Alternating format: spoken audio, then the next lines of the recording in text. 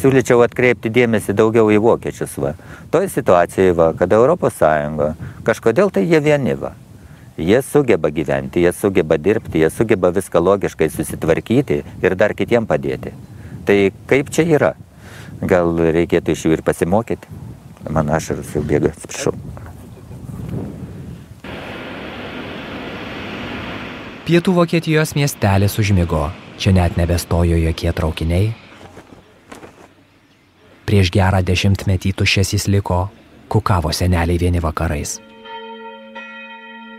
Bendruomenė nusprendė susiimt ir žaliąją energiją gamint, kad būtų saugoma gamta ir generuojama nauda.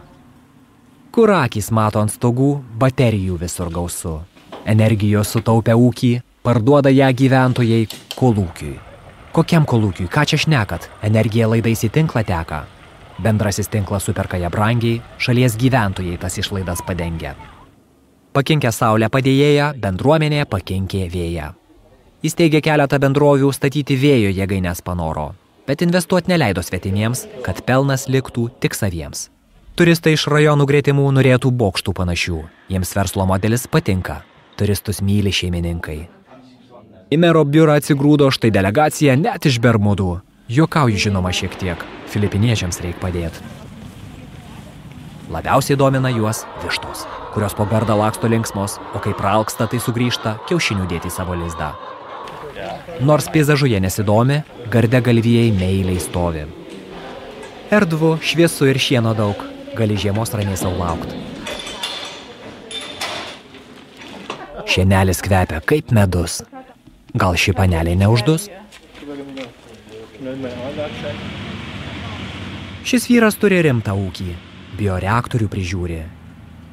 Čia silosas ir mėšlas pūva, į talpyklas metanas rūva.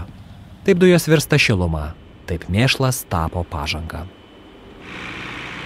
Ir dujos vėliai burbuliuoja, net 4 stotys taip gyvuoja. Sutvarkę saulę, mėšlą, orą, kaimiečiai vandenį doroja. Pastatė valymo stotelę ir nebereikia chemikalų. Nutekamuosius tai pravalę, jie dumblą į pelkyną drebia. Po to tą dumblą jie iškuopia, landšaftą to dumblų formuoja. Miestelis tapo patrauklus. Jaunimas grįžo į namus.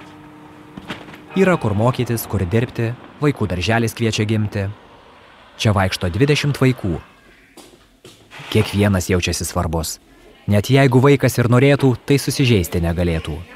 It's a very new building and very nice rooms and decoration, and we are really privileged to use these rooms for our kids, and we are very happy for parents and kids.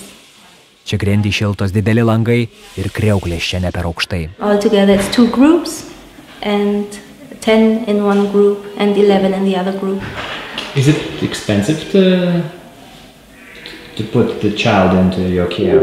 It depends what age your child is.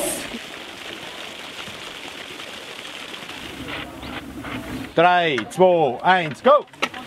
Miestelis greitas ir pašėlęs, jis naudą gauna iš idėjos. Bendruomenė išties turtėja, skolų neturi, investuoja, energijos jį pagamina 3 kart daugiau nei suvartoja. Bet štai ir finišo tiesioji. Net išvažiuoti nesinori.